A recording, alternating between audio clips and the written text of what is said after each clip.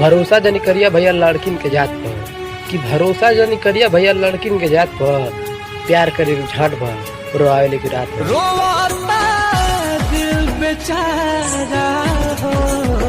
जातले तो जोर पगली हमार दिल तोड़ के, कि जातले तो जोर पगली हमार दिल तोड़ के, बड़ा पछताई निशा जी छोड़ के।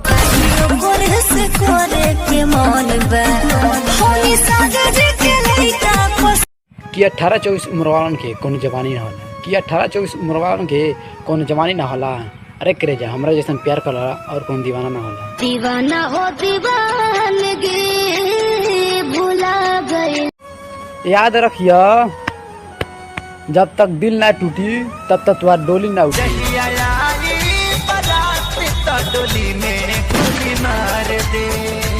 धोखा दे देले बा टाइम लगे हर भाई, मगर बदला ले सबको।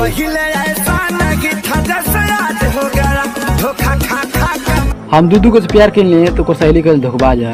अरे हम दूधू को से प्यार कर लिए तो को सहेली कर धोखबाज है। निशा जी के अपन भतार बनले ई रंगबाज है। रविंद्र जी के लइका से प्यार हो मर दी गली तो। नस नस में तू बाड़ू तोरे सिवा और केहू दिल में बसैनी ना, कि नस नस में तू बाड़ू तोरे सिवा और दिल में केहू बसैनी ना।